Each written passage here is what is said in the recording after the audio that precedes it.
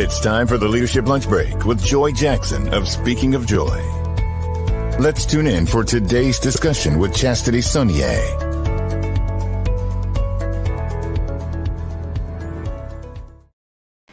Hey, good afternoon. Good afternoon. Welcome to the Leadership Lunch Break. Can you believe it? This is episode 28. We've been doing this a long time. Yes. And I'm so glad that you are joining me today as we talk leadership principles. And you know, I've said this before, I'm going to continue to say it, that leadership has absolutely nothing to do with titles or position. It has everything to do with influence and responsibility. And if you are a person of influence or responsibility, you are a leader.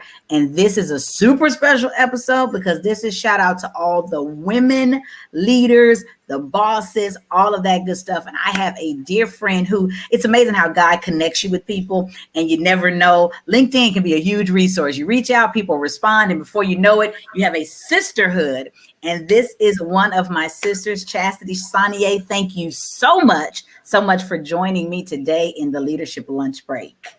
Thank you, Joy, for having me, my sister. I really appreciate it. And I'm very honored to be on your show today. And I look forward into the conversation. Absolutely. Absolutely. So I'll tell you a little bit about how Chastity and I met. So when I started this journey, I, of course, was like, Lord, I just need you to direct me to people who are like-minded, who have a heart to serve, who are interested in living life and worshiping and all of those things. And before I knew it, I had reached out. I was like blind dating. I'm just going to start swiping left and right on LinkedIn. We're going to see what happens. And Chastity was somebody that responded. And our conversation went over the little 20-minute discovery. And we talked about everything under the sun. And then before we knew, we were talking about our children, our husbands. And we just went to that place. And she opened some doors for me and some opportunities. And so I thought it only fair and fitting that we continue to work together. So she's got some things coming up that I'm going to be a part of. She's got a book. Listen, it's a whole lot for us to talk about. So we're going to jump in. Listen, if you follow Chastity or you know anything about her, she speaks a lot about queendom, about women empowerment. And of course, you know, that is all I'm about too as well. So Chastity, let's jump right into it. Talk about just a quick question. What does it mean to be a woman? Let's start there.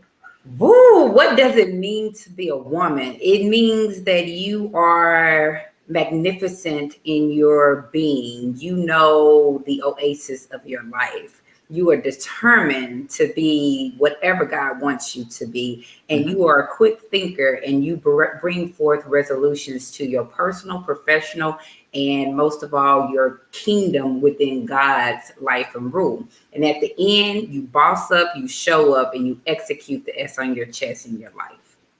So I've heard you talk about that before. Hi, Carla, that's my mom. Hey, Mama. I heard you talk about the S on your chest. Tell me a little bit more about what is that? What is the S on your chest? What does it stand for? What does it mean?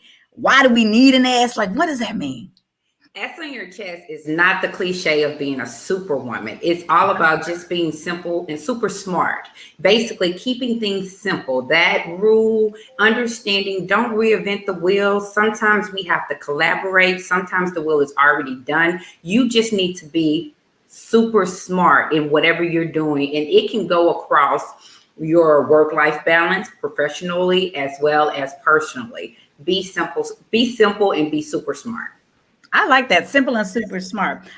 So I'll say the S for me means being safe. And I say safe because we live in a world as women, especially as Black women, where we are spending a lot of time trying to save everybody, trying to promote so many things that we forget how important we are.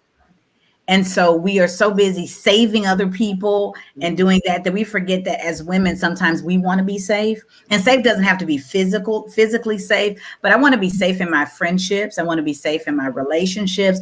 I want to be safe in my spiritual walk. I want to be, just what safety means. And sometimes I think we forget that safety is a basic need. So you can be super smart. You can be great. But if you don't feel that you have a safe place to be vulnerable, a safe place.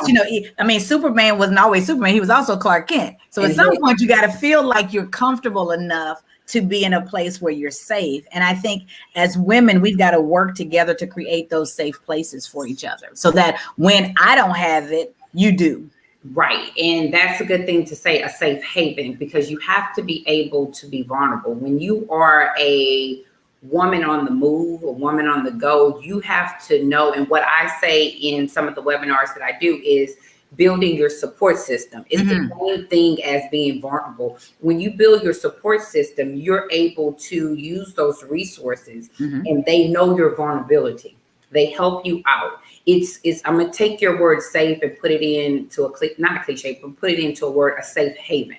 Absolutely. And in order for you to be strong, in order for you to grow, you have to have a circle where you can break down and not be a superwoman. Because you, like you said, Superman, he did break down, but he also had a safe haven to go to. Yeah. Either it was his mom or his coworker that he really, really loved. But then he also, when he got into his vulnerability, there was something also he had to realize: kryptonite. Even if you are in your safe haven, you always have to make sure that the people surrounding you are lifting you up. Absolutely. So the kryptonite won't get you. So here's a question. What is your kryptonite? What is your kryptonite? What is Chastity's kryptonite? Yeah, we're not talking about nobody else. It's me and you. What is Chastity kryptonite? Now, at the age of 41, it's my daughter. Okay. And when I don't say it in a negative way, she is the essence that builds me and wants me to be better. And she's not, if something ever happens to her, that will kind of break me down and bring me, because I want to be the best that I need to be with her. So that's my vulnerable spot right now, is being a good mom. And there's not a book on being a good mom. My book is totally different from your book. And I hear that from everybody. But it's funny when you have kids, people tell you that, but then they tell you what to do with your kids. And like they write in your book. But what I love about it is that I'm writing my own book. I make mistakes, but I get up from my mistakes because I want her to have a better life than I have. So the kryptonite is not her per se, but the essence of her being what she needs to be and not failing her as a mom. Oh, that's good. And I can tell you, when people watch this, they're going to resonate with that, because I think that is the essence of us as women in general. We want the people we love to have better, be better, do better and not that we've had bad. But if you're a legacy-minded person, if you're a person who believes in leaving something and being the best you can be, because I think when you realize you're not at all what you really want to be, that's the vulnerability in yourself to say, you know what, I'm a good Joy, but I'm not the Joy I want to be all the time. And so recognizing my weaknesses makes me want to help Shelby and Sydney even more. It makes me want to give my kids more, because I'm like, I know I ain't right in those areas. So working hard to shield them from some of the mistakes that I've made and some of the challenges that I had.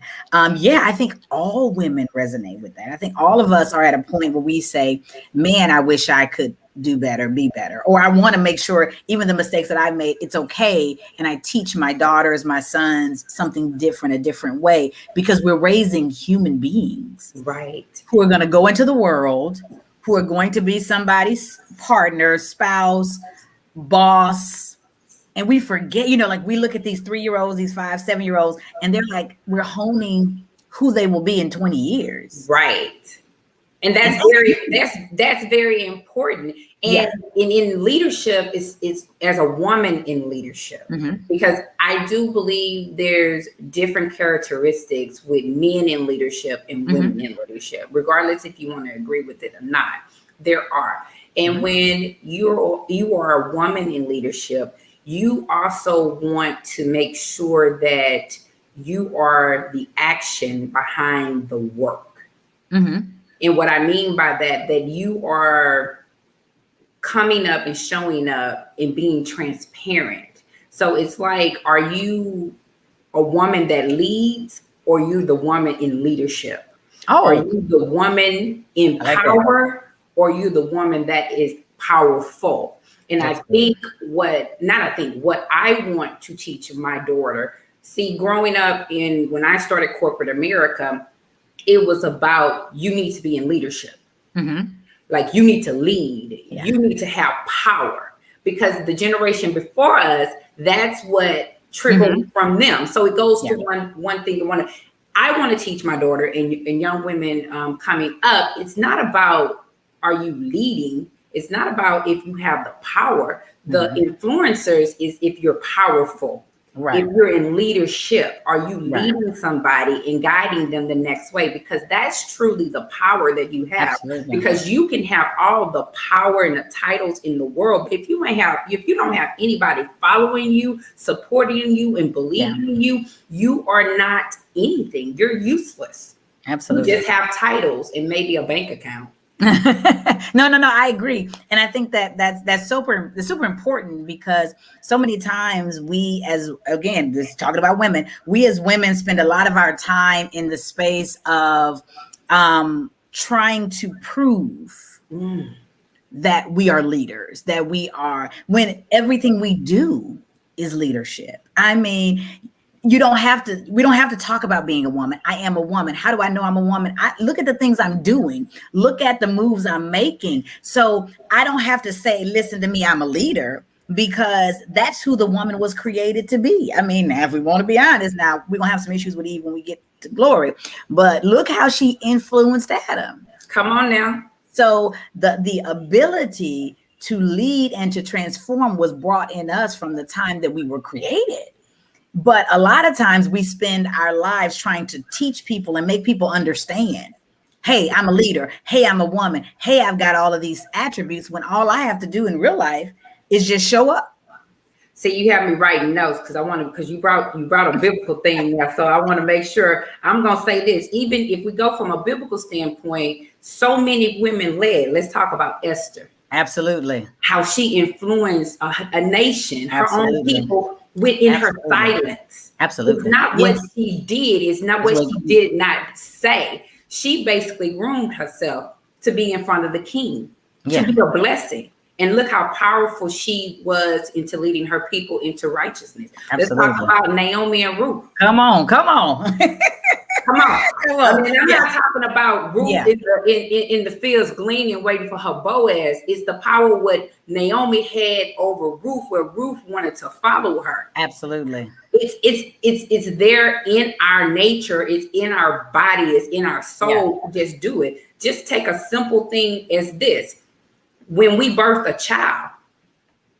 When she comes into the world, that is a business within itself. Learning how to feed her, teaching her different. Hey, I'm in the process right now, potty training. I feel like I am a powerful woman. Bless you. I'm a powerful woman. You might not understand that is power behind teaching another person who's trying to find their identity, who thinks they know their identity at 3, and you're trying to lead her the right way and teach her how to sit on the pot. So leadership comes innately to women, regardless if you want to believe that or not. Yes. And shout out to everybody who's listening. Lanessa said, what about Deborah? People are interacting to this because it resonates with who we are. I mean, as a woman, as a leader woman, whatever we want to call ourselves, we spend so much time, I believe, forgetting our worth. Forgetting our power, because maybe it's been taken from us in situations, maybe because we've never felt good enough, maybe because of a bad relationship or something toxic that happened in our lives. So we sit on our power, we sit on our abilities, we sit on what we know we have. And because we sit on it, we don't find ourselves growing, progressing, moving to the space that we know God has for us. And then when we finally figure it out, we got so much baggage and so much stuff to uncover that it takes us a while to grow to the space that we want to be. So I tell women all the time, and I'm saying this to everyone who's going to watch this, you've got power. Whether anybody confirms it in you whether you believe it within yourself. Chastity and I are here to tell you today that you've got power. Yes. And the power that you have is transformational. You weren't created just to be regular. You weren't created just to be average. You have the ability to change lives. It's funny that you said transformation because the Bible says study and show yourself approved. So before I did my little notes, and I wanted to basically give some pointers, like 7 pointers of leadership. And one of the pointers, my third point, is motivate through transformation. Okay. All right. When you're transformational, or you have a transformational leadership style, you are what we call an influencer. And influencers motivates the people, motivates their body, motivates their family, their friends, everybody that comes around them. They are motivating and transforming their lives in any type of way. It doesn't have to be big. It can be so small. Where you made me understand that I needed to do affirmations in my life and things of that nature. It can be small as you prayed for me for this situation, but you transferred a spirit, an excellent spirit, and you edified that person's life where it builds them up. But also, I do believe in women knowing your limitations. Oh, boundaries. Boundaries, baby. Boundaries. That word boundaries. Boundaries. So Yes. It's so rich. And me developing into the woman that I am, I had to realize there are boundaries that I have to place. Absolutely. And it does not mean that I don't love that person. I just know that if I'm in this person's space, they might be a trigger. And the trigger might be good, it might be bad. Yeah. But whatever that trigger is, know your limit with that person and act accordingly, because you can only govern your actions. Absolutely. And then put your people ahead of yourself. Learn how to be selfless. Yeah. Be considerate of other people. Focus on elevating others. And if you are a woman that is a mother and you are in corporate America, but you're also an entrepreneur, what I call a mommypreneur. And even if you don't have a child, you are a woman that is an entrepreneur. You have to focus on elevating others. Yeah. Despite, now I'm not saying don't be strong and don't be disciplined and show them structure, but you have to focus on elevating others and not just yourself. And this is a big point I want to say, and don't lean in when you don't have nothing to lean in about. Sometimes that's an empty can that's just rattling. I like that. Yeah. Because it's a book. I can't remember her name. She was a CEO or CFO of Google, and it's the book called Lean In. I can't remember her title, but don't lean in if you don't have nothing to lean. It's okay. You don't always have to say or anything. Sometimes your silence and your presence, absolutely, your fragrance is enough at that particular situation and atmosphere. Absolutely. Oh, listen. Okay. Tools.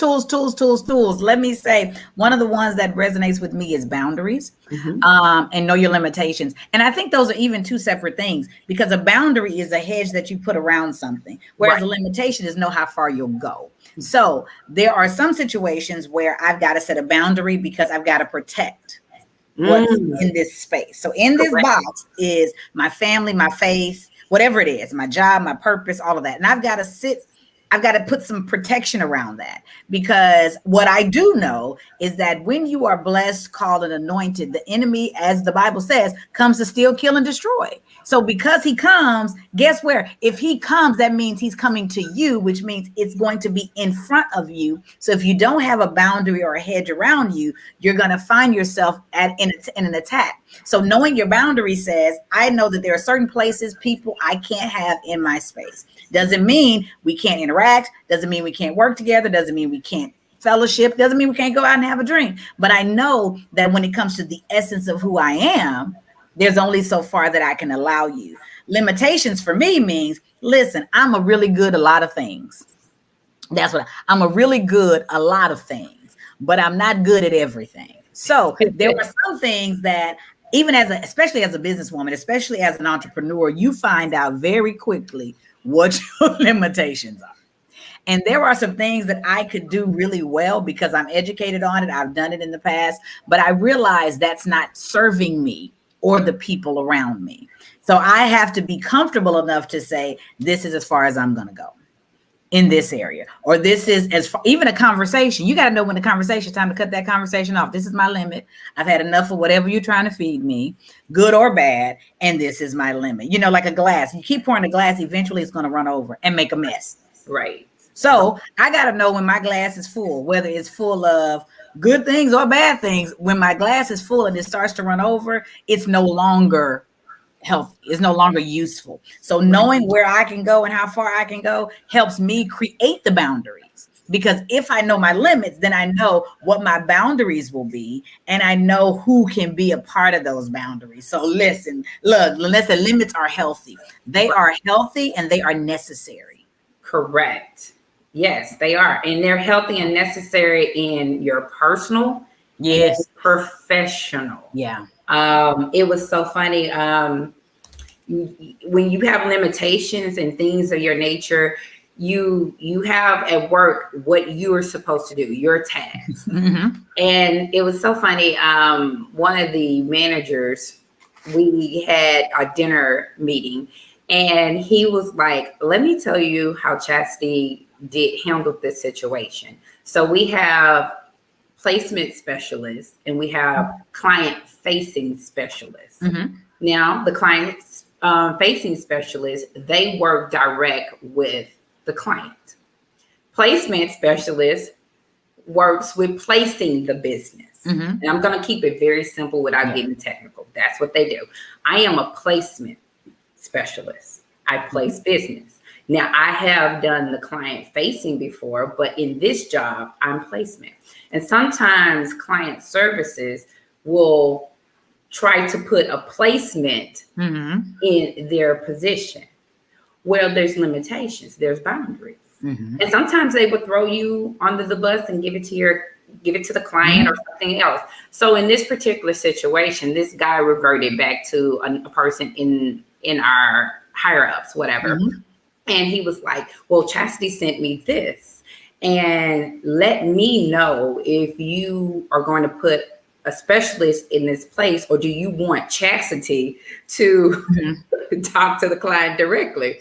And so I looped in my counterpart on it, and I said, well, Elliot, thank you for doing X, Y, and Z, yada, yada, yada. Please know that I am the placement specialist, but I am not the service client team specialist. Yeah. So when you build your group up, please let me know. In the meantime, I will continue to give you all the work that you need to give to the client. Because sometimes if you don't, and I said it very professionally, if you don't give them their boundaries and their limits on what you're supposed to do, knowing your skill set is very crucial in what you do in organizations. Yeah, absolutely. Professional. And so my boss, I guess he's my boss now. My boss, he was like, she handled that he was like, I didn't know how this email was going to go. But I didn't have to step in because how Chastity put it, because she knew her skills. Absolutely. And she knew her limits, and she also knew her boundaries. And she made them recognize, you need to do your work. Yeah. Listen, Lanessa just said this, and I think this is absolutely phenomenal. Everyone will see how good you are and want to use you to fulfill their destiny. And if you don't set boundaries for yourself or understand what comes, I mean, even if it's a benefit, what is it for you? If you don't do that, you will find yourself feeding into other people. And that says, speak, Chastity. Well said. Yes. Because you will find yourself giving to other people, and you're giving so much and nothing's coming back to you. And it is so, we live, and I say this all the time, and I don't mean it negatively when I say it, but we live in a world of takers. Yes. People are all trying to fulfill, like Lanessa said, their purpose, their destiny, their desires. So if you are a willing and available vessel, people will come and get from you. They'll come and take, but very few people are bringing you back and restoring. And if you don't have boundaries set or you don't know your limits, you will continue to pour out. And when you need it for your family, when you need it for your children, when you need it for yourself, when you need it for your business, you won't have it. And you'll look up and now you're empty and you're dry and you're not producing and you wonder why. It's because you've given everything out. And you may not be getting it back. So it's important to find people who are reciprocal friends, a reciprocating support system. So there are going to be times that I'm going to give to you. There are going to be times that you're going to give to me. That's what it is. Like even with our relationships. So I'll tell y'all, Chastity opened, like I said, she opened some doors for me. And I said, when I get to a point where things are moving the way I want, I've got to go back and work with Chastity and bring her onto my platform because she opened the door on her platform. And it's not about exchanging likes and views and people and resources. It's about saying, hey, sis, you poured into me.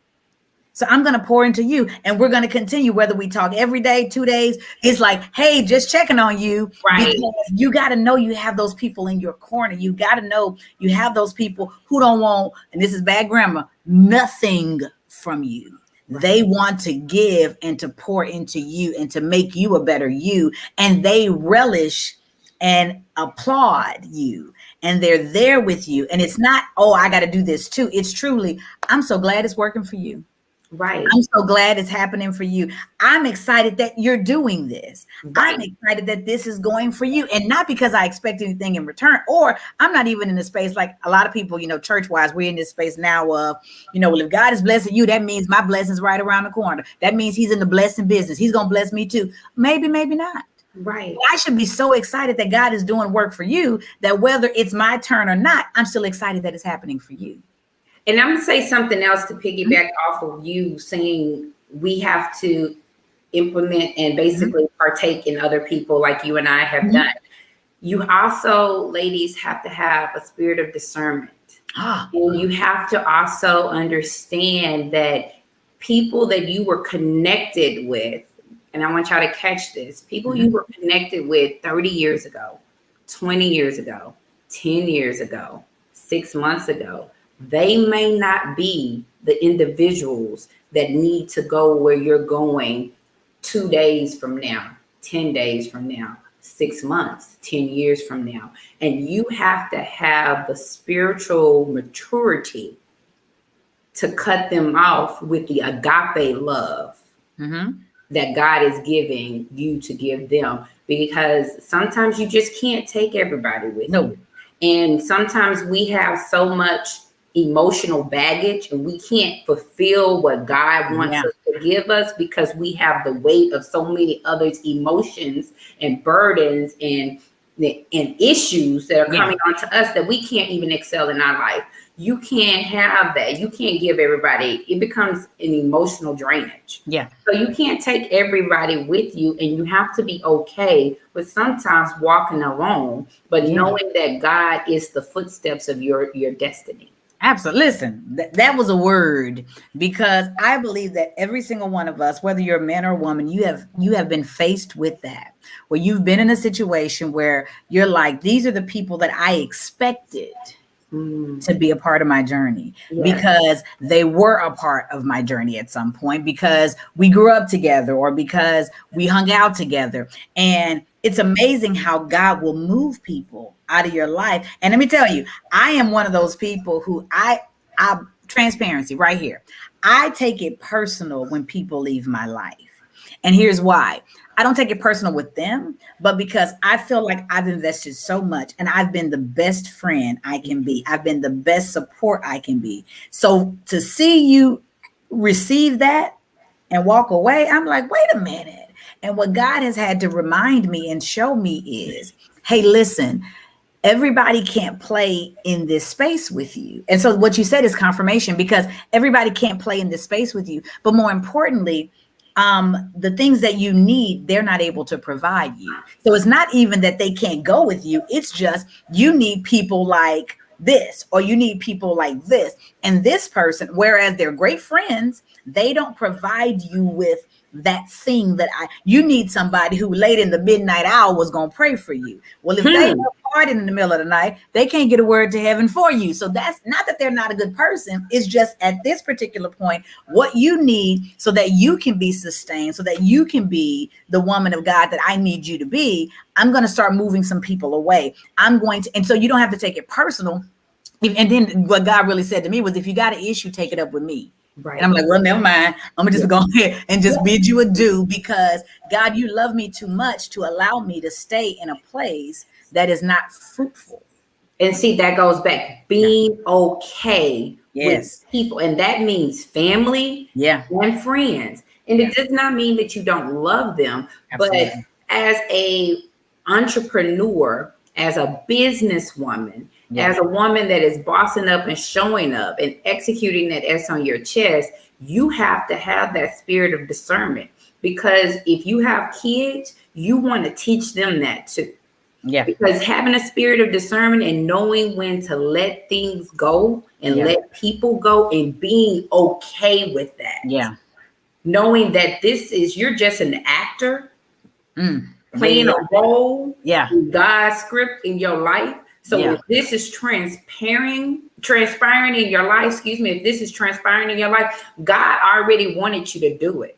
All you have to do is have big faith and trust in him. You have to have that Job experience and be okay.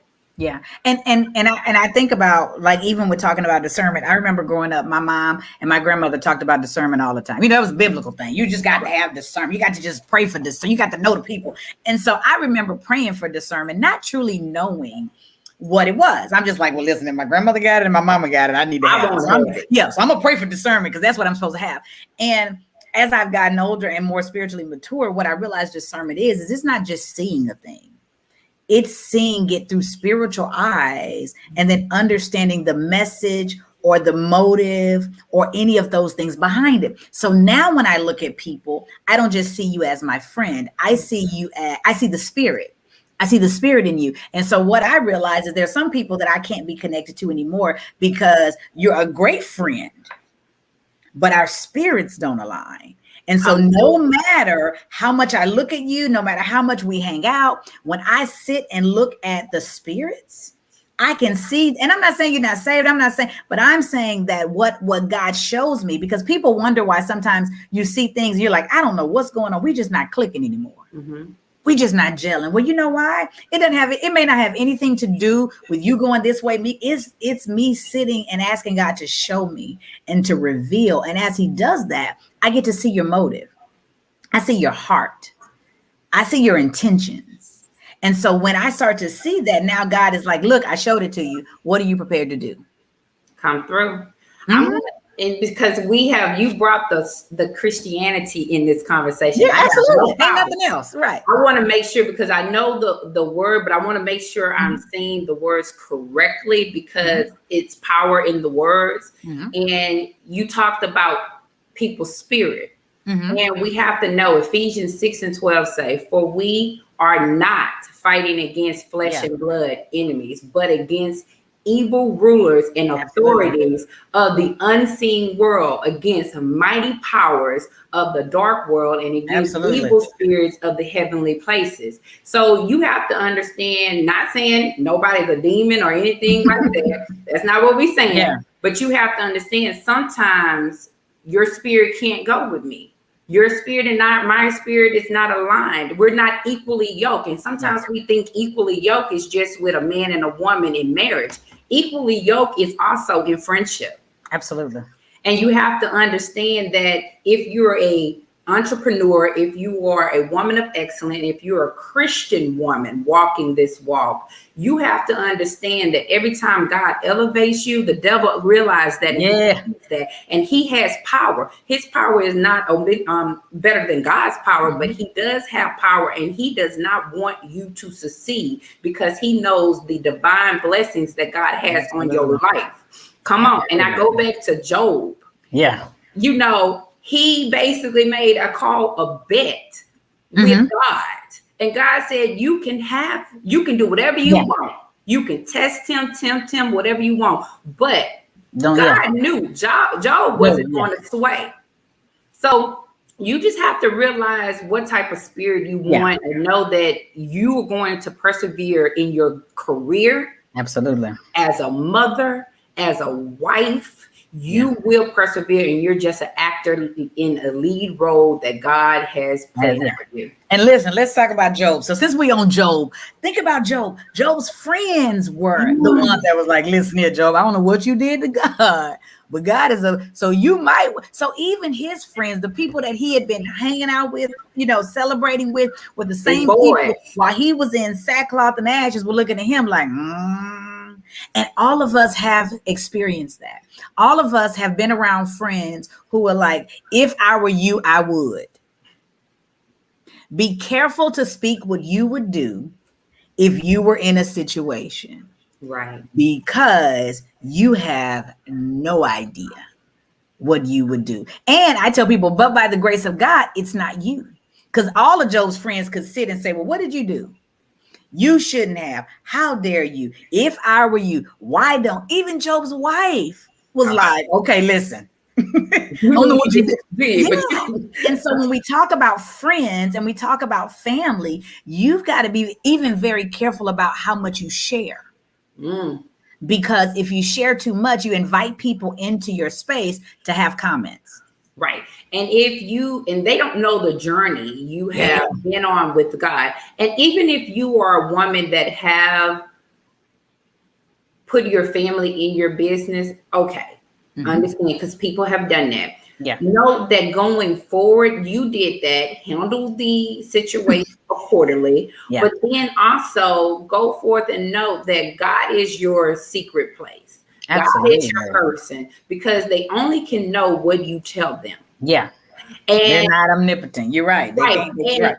And what I have learned, and I realized that I can't do anything, Chastity. You can't do anything about you confiding in a family member in 2016, 2017. Right. You realize that was a mistake. Yeah. But what you can do in 2021, if they do come and ask you, Chastity, how is this doing? How is this going? How is your life? How is your children? How is your family? How is work? It's good. All is well. Because I know that when I'm in my valley experience, or if I'm crying, you're not the person that's going to be my anchor. I know now that I need to go in my safe place, which is in my closet with God, and pray through this thing. And he's the one that's going to bring me out, and he's my confidence. But that goes with your growth. Absolutely. Your spiritual growth, which turns into your carnal growth. And he will send people your way with a word or a blessing. And your job is to receive it and move on. Like, too many times, God will send people your way to uplift you. And then before you know it, you have made them a crutch. Instead of just saying, Lord, thank you. Because at the moment that I was down, somebody texted me and called me and said, hey, this is really such and such. Well, then at that point, it's like, okay, thank you, Lord, because I was praying about this. I was asking, and you created a space or a sign or an answer. And then you say, Lord, thank you that you heard me, and move on and rejoice that he heard you and he sent something your way, versus now developing a new relationship versus, finding ways to continue that. No, sometimes God loves you enough to send you just a little something so that you know. And then you say, you know what? It's all good. It is all good. And another thing, to bring it back to leadership in corporate America, and also entrepreneurship, if you have a team, it goes the same way. Absolutely. It's parallel. I mean, I know we are talking about the spirit realm and personal, but it's also with your business, with your employees. And if you're in corporate America, God will give you this discernment that he needs for you to make the next step in your career. He will show you, trust and believe. He will show you the people within your corporations who you need to link up with and who you don't need to link up with. But if you stay in your secret place with him, he will give you that discernment. But you have to stay in the will of God. Absolutely. And I say, especially in corporate America, that is one place that, because we can't openly say God, we can't openly start speaking in tongues and praying, the enemy moves into the secret places inside of an organization. So when that happens, I remember when I was working in corporate America, before I had any meeting, I would pray. because I would be like, Lord, I don't know what this person's motive is. I can tell what your agenda said. Right. I can tell what your appointment said, but I don't know what your motive is. I don't know what day you've had. I don't know your spiritual walk. There are so many uncertainties as I sit across from this person. So God, order my steps, my words. One of my friends, Bridget, always says, Lord, fill my mouth with living water. Oh, wow. So then that way, everything that I say is living water. So Lord, if you're speaking through me, then fill my mouth with living water so that even when I'm sitting in the boardroom or sitting in the court, wherever I'm sitting, I can speak life, even in a situation. And I don't ever have to say God. Because as Christians, we don't have to ever use the word God, but the way we live, the way we interact with our coworkers, the way we show up every day to work, the way we say, hey, Bridget, there she is. Bridget, that's Bridget right there. That's Bridget. That's what she said. Hey, Bridget. And so those are the types of things. So you don't ever have to say God and people see something different about you in your workplace. People gravitate to you in your workplace because you have this is what they call it, a positive energy. Okay. Right. I'll let you call it that. But every day that I would show up, it's about Lord, and I have a purpose here. So you have to also know, as a spirit person, you have a purpose on that job. So Lord, I want to fulfill my purpose. Lord, every day I want to change a life. Every day I want to speak positivity or encouragement to someone. And then I got to a point where I was like, Lord, when my time is up, help me to move on. And many of us look at being terminated, being laid off as this devastating thing, which it is, because especially if it was unexpected, but that just means your assignment is over. And it's okay. It's okay. And the same God who took you there will take you to your next assignment. Yes. So yeah, it's a setback. Yeah, it's like, oh my God, I wasn't expecting this, or however it transpired. That just means my time is up. My assignment is complete. And Lord, I hope that even in this moment, you said, well done, because we waiting for, waiting in heaven. Well, no, I want you to say, when I left my last job, well done, thy good and faithful servant. Right. That's it. And so when you say that to me, God, I'm okay that I lost my job. I'm okay that I'm no longer employed there. I know it's painful. It may hurt because immediately the enemy will start talking about finances, all the things to get you distracted on stopping for that moment and saying, Lord, thank you for the opportunity to serve you and this company. Now it's time for me to move to the next step, the next people, because there's another group of people who are waiting on me. So thank you that you're opening the doors. And my layoff wasn't a surprise. You knew that I was going to be laid off. You knew I was going to be terminated. You knew the company was going down. You knew that. So I'm treating it, and I'm crying and snotting like, Lord, how dare, when the Lord was like, I already knew that. And I already had this door open for you, but I had to get you out of this space so that you can walk into that space. And I'll say this because I'll give this short testimony. Mm-hmm. 2020, I was laid off. Mm-hmm.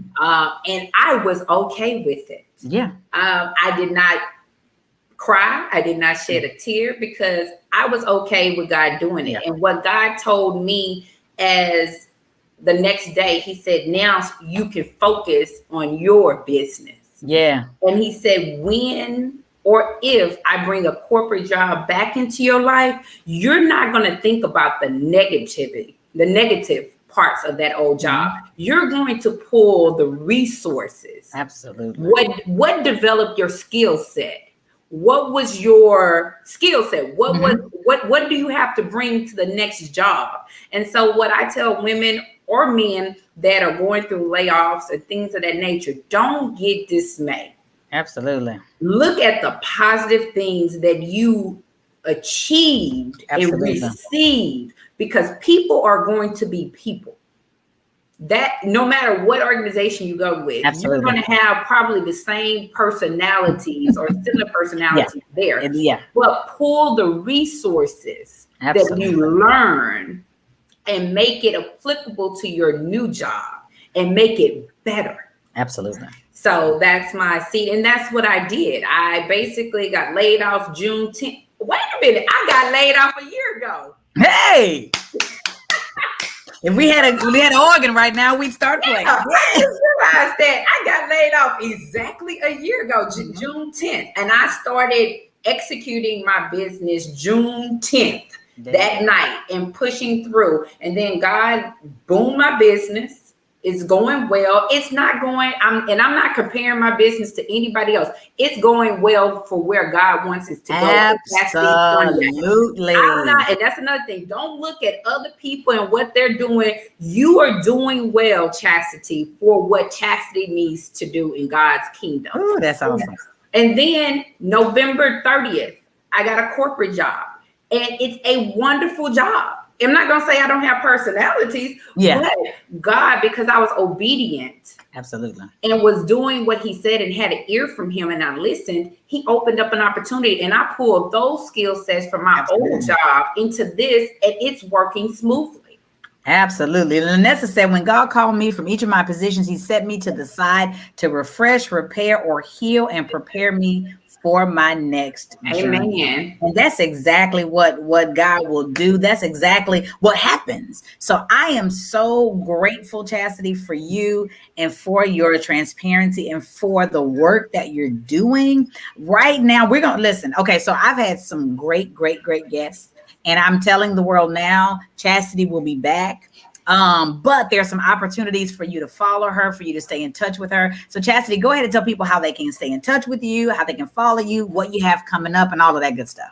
Okay, you can follow me on Facebook at Chastity Sonier Raw Talk, or on Instagram at The Raw Hidden Process, or on LinkedIn, Chastity Sonier, The Raw Hidden Process. You can also connect with me on my website, www.chastitysonier.com, or you can always email me info@chastitysonier.com. You can get in touch with me any way you want to get in touch with me. I basically give you life coaching, leadership training, and now I am basically building out a big faith ministry underneath there. It will be undergo as of next week, and it's called the Elijah Experience.